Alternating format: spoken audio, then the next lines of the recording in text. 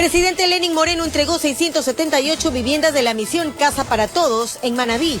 Aquí dijo que no podrá cumplir con las casas ofrecidas en campaña, porque en esa época no sabía que le dejaron un país quebrado. Sismo de 5.9 grados con epicentro en Playas causó alarma en el país. El movimiento se sintió en al menos 15 provincias. 5 muertos y 23 heridos dejó el volcamiento de un bus en Chimborazo. Un estadounidense está entre los fallecidos. Nerviosismo por explosión en fábrica de reciclaje y procesamiento de aceites de motor en Santo Domingo. Afortunadamente no se registraron víctimas, pero sí daños materiales. Una jovencita fue rescatada en Quevedo, en donde era prostituida aparentemente por su conviviente. En Puyo, una chica de 14 años denunció a un taxista por abuso sexual. Y en Guápulo, un sacerdote se salvó de ser linchado. Lo acusan de intentar manosear a una niña de 12 años. Con la ausencia del expresidente Rafael Correa y del secretario nacional de inteligencia Pablo Romero, se inició la audiencia oral pública y contradicción de juzgamiento por el supuesto secuestro de Fernando Balda. En lo internacional, Grupo de Lima aceptó como miembro a Venezuela liderada por Juan Guaidó. Además, la ayuda humanitaria proporcionada por Estados Unidos, Canadá y Alemania llega a los 80 millones de dólares. Así empieza la noticia, Emisión Estelar.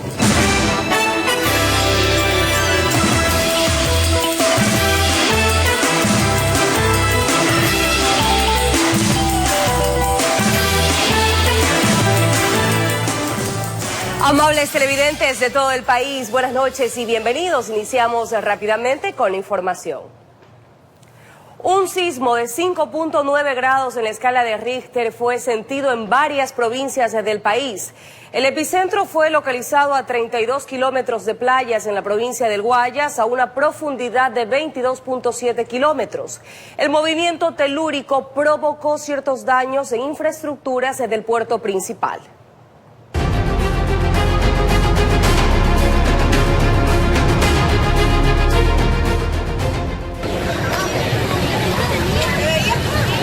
¡Ay, qué susto!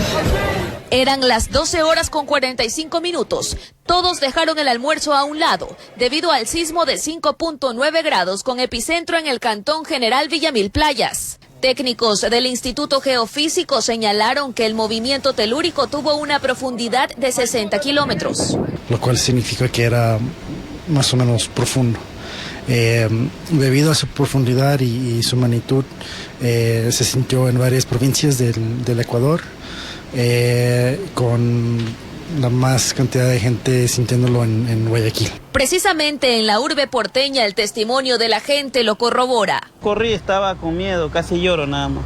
Lo que pasa es que se están volviendo recurrentes y nos van a hacer sentir permanentemente pánico social. Algunas infraestructuras resultaron afectadas, como esta vivienda en las calles 29 y Rosendo Avilés. Estos eventos siempre ocurren cuando hay un descontrol en el mantenimiento de las construcciones y todo eso. En este caso, el evento es de madera, se lo ve que es bien serio por cuanto las paredes prácticamente han estado en el aire, ya la madera no existe. Alto riesgo porque, como usted ve, está prácticamente casi en el aire. Aquí, entre Ayacucho y Machala, se cayó parte de otra casa. Asimismo, pudimos evidenciar mediante un recorrido que en ciertos puntos existen fisuras. El Servicio Nacional de Gestión de Riesgos informó que el sismo fue sentido en 15 provincias del país, mientras que el INOCAR detalla que no reunió las condiciones necesarias para generar un tsunami en las costas ecuatorianas. Y ante estas situaciones, en su mayoría imprevisibles, plegarias inequívocas, dicen: Recordarme que soy mortal y debo invocar el nombre de Dios. Y si aquí, pues gracias a Dios todo bien, pero sí me preocupé mucho y bueno, mucha fe en Dios que no pase nada. Informó Adriana Peralta. El sismo de magnitud de 5.9 que se registró a 32 kilómetros de Playas en Guayas se sintió con gran intensidad en Guayaquil. Empleados de entidades públicas y privadas evacuaron edificios en el puerto principal, entre otras reacciones. Veamos.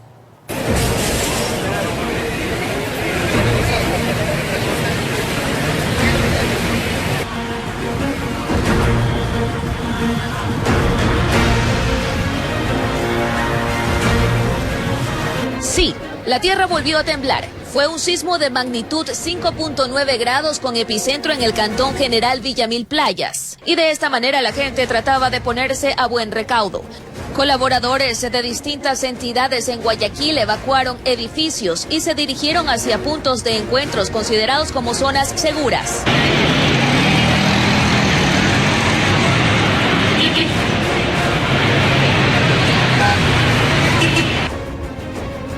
Asimismo, en centros hospitalarios pusieron en marcha el plan de evacuación. Cámaras del ECU 911 captaron lo que sucedía en la avenida 9 de octubre, en la Ciudadela Los Esteros y en la avenida Machala.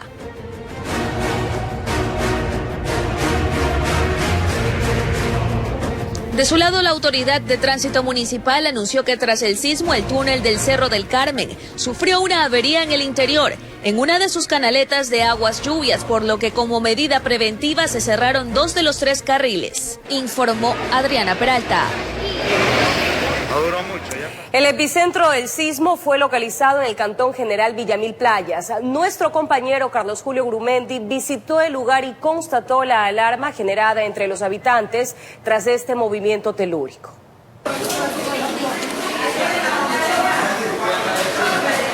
Fue el momento cuando la tierra tembló.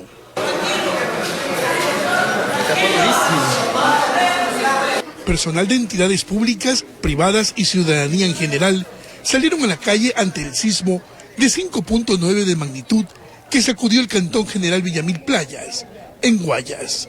El movimiento tuvo una profundidad de 60 kilómetros con epicentro en este balneario. Sentí que se movía el piso, como que estaba encima de agua, se sintió así.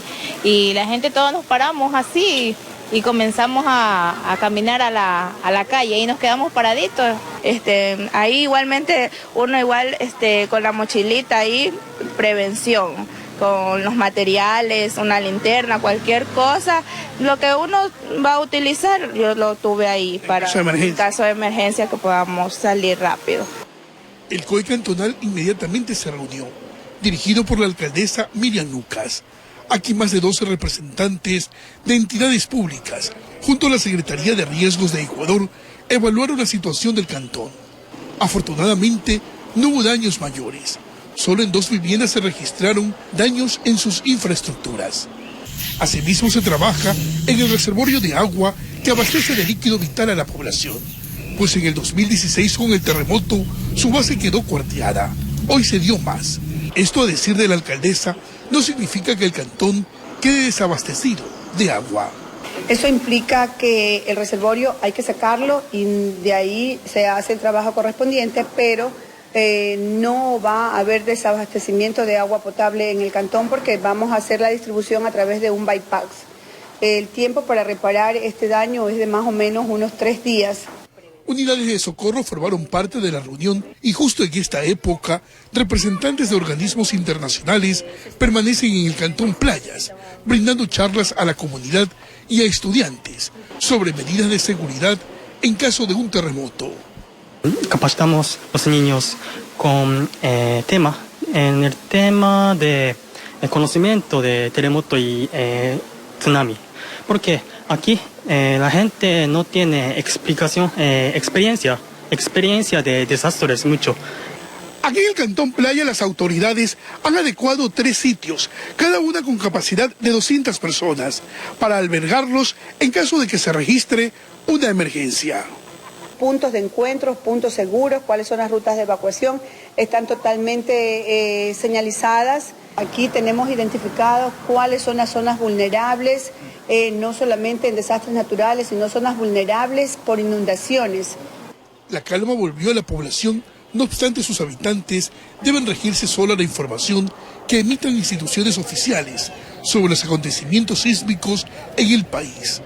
De su parte, el Instituto Nacional de Meteorología e Hidrología descartó que producto del movimiento telúrico pueda presentarse un tsunami. Informó desde el Cantón Playas, Carlos Julio Gurumendi. 5 muertos y 23 heridos es el saldo trágico del volcamiento de un bus en el sector de Sunac, en la provincia de Chimborazo. Varios de los sobrevivientes relatan el horror que vivieron. Así es como quedó este bus de la cooperativa Supertaxi Disco número 7, que cubría la ruta Cuenca-Quito. Al parecer, tras una mala maniobra, se habría volcado en el sector de Sunac, parroquia Aguasuntos en Chimborazo. Producto del accidente, 5 personas fallecieron y 23 más resultaron heridas. Una pérdida de carril y un volcamiento lateral de un cuarto sobre su costado izquierdo. Asimismo, lastimosamente tenemos la pérdida de 5 personas. 2 de los sobrevivientes cuentan el horror vivido tras el volcamiento. Es que el bus se habría arrastrado varios metros, lo que posiblemente dio paso a que los 5 murieran al instante. Perdió pista porque se levantó todo el lado derecho del carro y justamente logré pegarme más a las piernas, así al asiento, y simplemente me cogí la cabeza y el carro se deslizó totalmente ahí mi brazo. Y cuando nos despertamos de ahí sí ya fue un caos porque todo el mundo estaba sangrando. No sé, estaba dormido, no sabía. Solo sentí un chillido de la carrocería y nada más. Personal del CIA y Fiscalía realizaron las investigaciones de campo. Uno de los fallecidos es de origen norteamericano. Los cadáveres fueron trasladados hasta la morgue del cementerio municipal de Riobamba. No obstante, nosotros como Fiscalía hemos realizado las pericias correspondientes con el órgano competente en tránsito y vamos a establecer cuál fue la causa basal del accidente. Los heridos fueron trasladados a diferentes casas de salud como Alausí, Guamote, Riobamba y Cañar. 7 fueron trasladados al hospital de Cañar, 5 referidos al hospital de Riobamba, 3 referidos al hospital de Azogues y 8 al momento se encuentran aquí en la localidad. Milagrosamente, las barandas de seguridad impidieron que el bus se precipite al menos unos 500 metros al vacío, porque si no el guión hubiese sido más dramático y desconsolador para más familias. En Chimborazo informó Darwin Altamirano. Una menor de edad fue rescatada de la prostitución a la que al parecer era forzada en el Cantón Quevedo, en la provincia de Los Ríos. Su conviviente fue detenido por agentes de la unidad de trata de personas.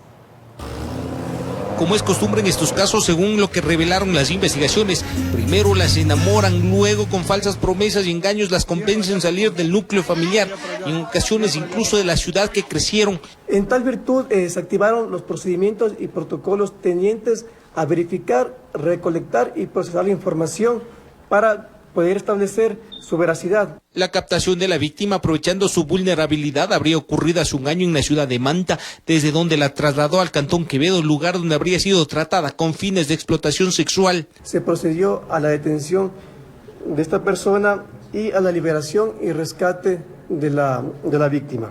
Agentes de la unidad de trata de personas inmigrantes indicaron que era obligada a trabajar bajo la modalidad prepago, ya que sus servicios eran promocionados mediante redes sociales, WhatsApp y páginas de internet.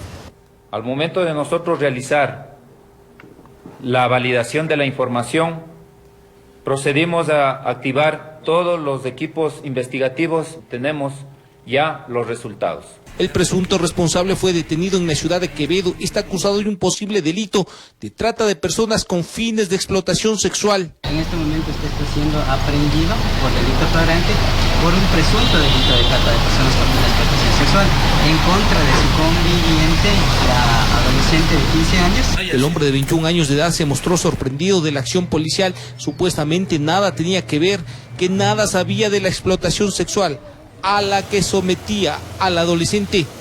En Quito informó Iván Casamen. Una menor de 14 años denunció a un taxista al que acusó de haberla abusado sexualmente cuando lo contrató para una carrera en Puyo, provincia de Pastaza. El sujeto está con prisión preventiva. Teniendo como evidencia videos del propio vehículo que conducía, este taxista fue imputado en el delito de abuso sexual a una menor de 14 años de edad que pidió sus servicios en Puyo, capital de Pastaza. A pocos minutos de iniciar la carrera, el taxista le hizo insinuaciones y comenzó a manosear el cuerpo de su víctima. El señor taxista, con insinuaciones, procede en el sector del Obrero a querer abusar de dicha menor. Ante el abuso pidió al conductor que detenga la marcha del carro y la deje bajar, lo que no obtuvo respuesta. Por mensaje advirtió a una amiga a la que pidió la llame y fue esa llamada la que la ayudó. En el video se ve que el taxista no le quiere parar y ella, con una voz ya fuerte, le grita y le dice: te dije que me dejes aquí. Y él para. Del hecho se alertó a la policía, que actuó de manera inmediata, logrando la aprehensión del taxista para ponerlo a órdenes de las autoridades judiciales correspondientes. Tenemos información que no ha sido el único hecho, no es un hecho aislado. Ha habido ya denuncias, pero solamente verbales, y no hay denuncias escritas. Que se acerquen para que denuncien este tipo de delitos que son repudiables para la sociedad. La madre dice que ha recibido amenazas de familiares del involucrado, pero está decidida a llevar el caso hasta que se dicte la máxima sentencia contra quien atentó contra la integridad de su hija. Enseguida me llamaron y a tratarme de mí de amenazar. Dice: sí, dice, ahora usted no sabe lo que le va a pasar. De declarárselo culpable, podría recibir una sentencia de 1 a 3 años de privación de su libertad, informó Carmita Argotti. El párroco de la iglesia de Guápulo en Quito se salvó de ser linchado por la comunidad. El religioso está acusado de intentar tocar de forma indebida a una niña de 12 años. A los habitantes de Guápulo les resulta difícil asimilar que el pastor de su iglesia supuestamente haya intentado abusar de una niña de 12 años. La menor era parte del grupo de catequesis que se prepara para recibir la primera comunión. Uno piensa que son los pastores de la iglesia, entonces tiene fe en ellos. Un momento triste y doloroso. Un tremendo escándalo se armó el fin de semana. La hermana de la menor habría logrado salir de las instalaciones de la iglesia y se fue en busca de los padres para avisar lo que sucedió. Supuestamente el religioso rozó las partes íntimas de la menor e intentó besarla. Verbalizamos con la ciudadanía, que nos manifestaron que ha habido un presunto abuso sexual en contra de una niña. La niña habría confirmado que el cura, en base a muestras de cariño, aparentemente la acarició y disimuladamente con las manos recorrió su cuerpo. Esto enfureció a la comunidad, que cargada de ira y rabia se fue en busca del sacerdote e intentó lincharlo. Constatar la presencia policial, la ciudadanía se apartó y logramos constatar a un ciudadano que estaba agredido, el cual resultó ser el señor párroco de la iglesia de Guápulo. El párroco de la iglesia se salvó de milagro. Varios golpes lo alcanzaron. La policía logró calmar a la multitud. Siendo el párroco de aquí del barrio. No, padre, la niña no va a mentir, padre. En la audiencia de flagrancia, el juez ordenó prisión preventiva para el sacerdote por el presunto delito de atentado al pudor. Nadie se imagina ese tipo de cosas, pero bueno, son cosas que suceden y espero que las leyes sean con todo, porque realmente le hablo como madre, no quisiera que a mis hijas les pasen eso. Por Guápulo no quieren saber nada que vuelva. Llegó hace 3 años y las relaciones con el religioso no han sido las mejores. Los roces empezaron hasta que el fin de semana terminó con la paciencia de los feligreses. Y que dé gracias de aquí que realmente salió vivo, porque yo creo que al menos haciéndole eso algo a un hijo. El procesado se acogió a través de su defensa al proceso directo. En 10 días se sabrá la decisión del juez penal. En Quito informó Iván Casamen. Una explosión dentro de una fábrica de reciclaje y procesamiento de aceites de motor causó alarma en Santo Domingo. Afortunadamente no se registraron víctimas, pero sí daños materiales. Este hongo de fuego causó alarma en Santo Domingo. Apareció luego de una explosión ocurrida dentro de una fábrica de reciclaje y refinamiento de aceite de motores que se encuentra al este de la ciudad. Con eso reventó como una bomba. Y ahí se esparció todita esa candela así, como que se abría. Se hizo una gran explosión y brincaba los fines, el techo y el aceite. Aunque milagrosamente no hubo víctimas que lamentar, la explosión sí habría causado daños, no solo dentro de la fábrica, sino también en propiedades aledañas. Hay ventanales rotos, hay cercas caídas, hay planchas de techo de zinc de esta fábrica que cayeron en mi vivienda, que han afectado, ahí tengo unos animalitos golpeados también. Las causas del siniestro aún no se han dado a conocer. Fue necesaria la acción urgente del cuerpo de bomberos para controlar la situación. La investigación la realizará el personal especializado del cuerpo de bomberos para determinar cuál fue la causa, el origen de la explosión. Quienes habitan cerca de esta fábrica ya habrían denunciado ante las autoridades su malestar por las actividades que allí se realizan y que, a decir de ellos, ponen en riesgo sus vidas. Medio Ambiente, que tiene que ver en esta situación, que definitivamente clausure el permiso de operación de la fábrica y la de reubicación a otro lugar donde esta no cause efecto nocivo tanto a la salud como a la seguridad de la ciudadanía. Años estamos recibiendo gases tóxicos. Ustedes pudieron percibir hace un ratito que es insoportable con esos gases vivir. Desde Santo Domingo de los Áchilas, informó Gisela Moreira Lor. 678 viviendas de la misión Casa para Todos fueron entregadas en 4 cantones de Manabí. El acto oficial que se realizó en Jaramijó lo realizó el presidente de la República, Lenín Moreno, quien anunció que el gobierno no cumplirá el ofrecimiento de campaña de construir 325.000 viviendas hasta el 2021 porque recibió un país quebrado. El presidente de la República, Lenín Moreno, oficializó en Manabí la entrega de 678 viviendas del Plan Casa para Todos en los cantones de Jama, Sucre, Rocafuerte y Jaramijó. Construir casas es fácil. Lo difícil es construir planes habitacionales, dignos, integrales. Las soluciones habitacionales se construyeron en 5 urbanizaciones con una inversión de $19 millones. De las casas entregadas, 120 fueron destinadas a damnificados del terremoto del 2016. Yo le agradezco mucho a los que han tenido ese buen corazón de brindarle ese pequeño cariño a la gente. Durante esta actividad, el primer mandatario anunció que no se construirán las 325.000 viviendas que ofreció en campaña electoral. Es muy triste no poder cumplirles, pero cuando hicimos ese ofrecimiento desconocíamos la real situación económica del país. Nos dejaron un país quebrado. Durante este evento, habitantes del reasentamiento Nuevo Jaramijó hicieron denuncias en torno al estado de sus viviendas entregadas en 2017. Bueno, nuestro pedido es que se nos condonen las deudas para ver con ese dinero si arreglamos nuestras viviendas, porque están cuarteadas y están en muy mal estado, unas que otras. Este tema generó críticas hacia el gobierno anterior. ¿Cómo puede construirse una urbanización sin una cancha, sin un parque, sin una casa comunal? Finalmente, el presidente de la República confirmó que entre 2019 y 2020 se entregarán 80.000 casas cada año.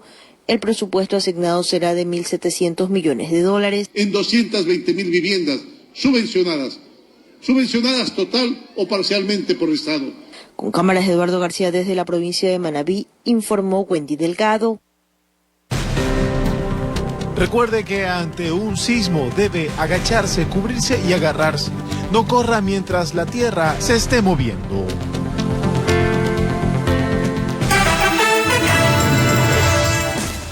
Enseguida en nuestro segmento, el candidato y sus propuestas. Hoy estarán José Vázquez y Cecilia Calderón.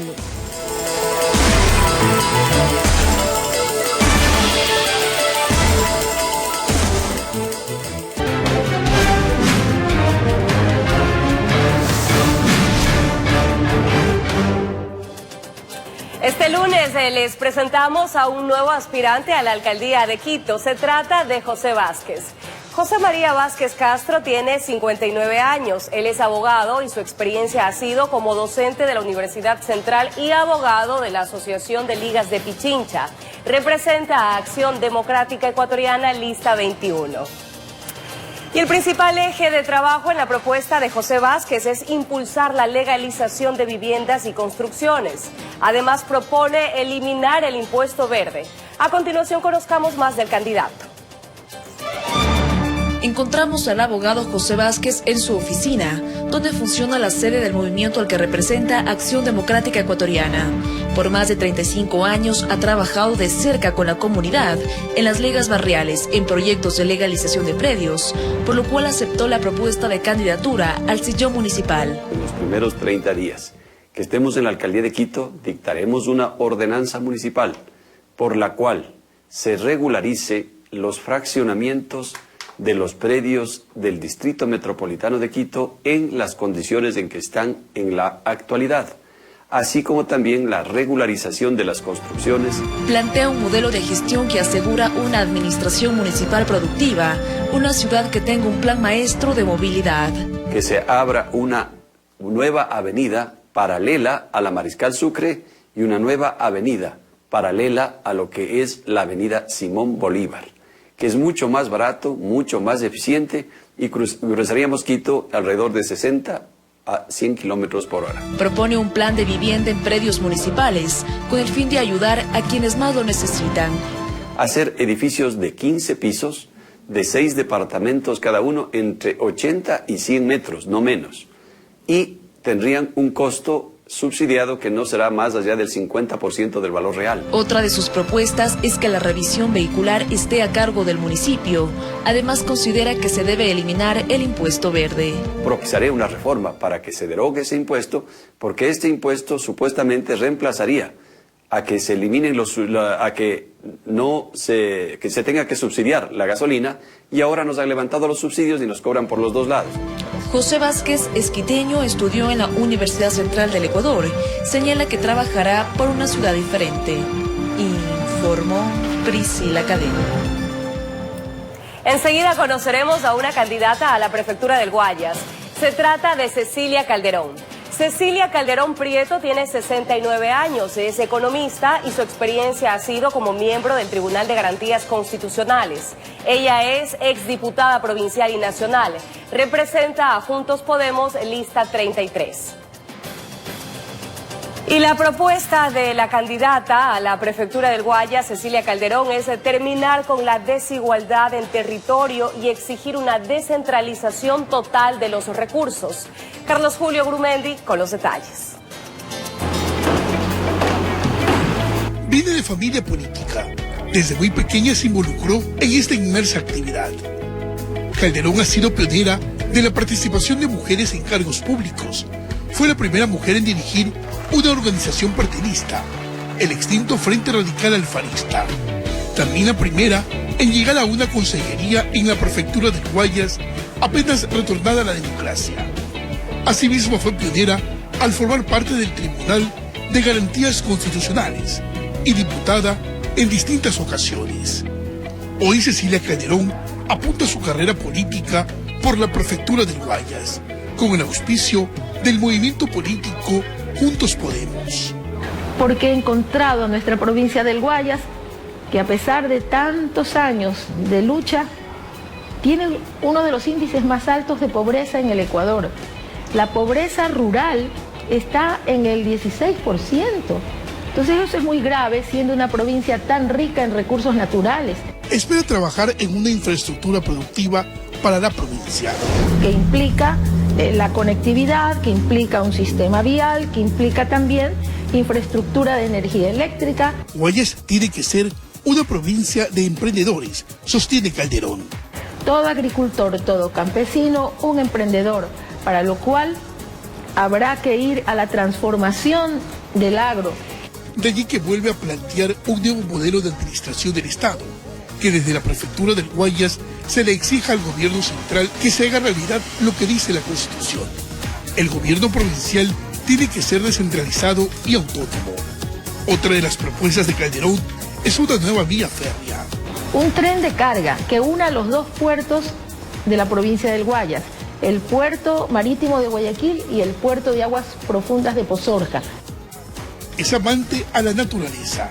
Nos enseñó su rincón preferido de su hogar, el jardín, donde conserva decenas de frutos, helechos, orquídeas y cactus. Cecilia Calderón es una de las 18 personas que se perfilan como candidata por la prefectura del Guayas. Informó Carlos Julio Gurumendi.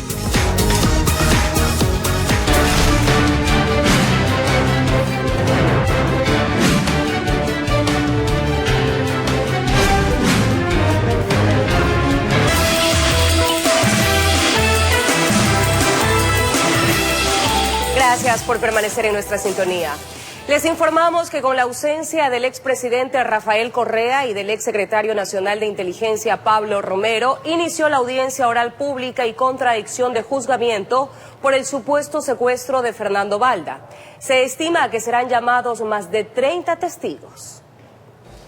Con la negativa del juez de la Corte Nacional de Justicia, Miguel Jurado, de que los ex agentes de inteligencia Diana Falcón y Raúl Chicaiza sean juzgados con el procedimiento abreviado, por no ser el momento adecuado, si no se sometan al ordinario, inició la audiencia oral pública y contradicción de juzgamiento por el supuesto secuestro del activista político Fernando Balda.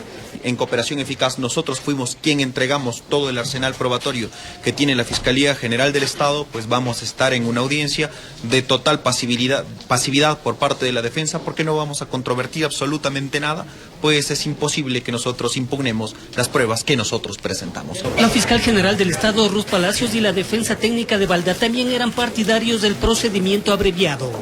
Nos obliga en esta audiencia a demostrar que existió un delito y que el señor Chicaiza y Falcón han sido los responsables del cometimiento de esta infracción. El delito de secuestro se habría cometido en Colombia en el 2012 cuando regía el Código Penal, que establecía una pena privativa de la libertad de 6 a 9 años, pero por el principio de favorabilidad se podría aplicar el Código Integral Penal, que señala de 5 a 7 años. Y a partir de esta pena es que se podrán entonces aplicar los beneficios como los de haber cooperado eficazmente. El acuerdo que se había realizado con la Fiscalía General del Estado es de 12 meses.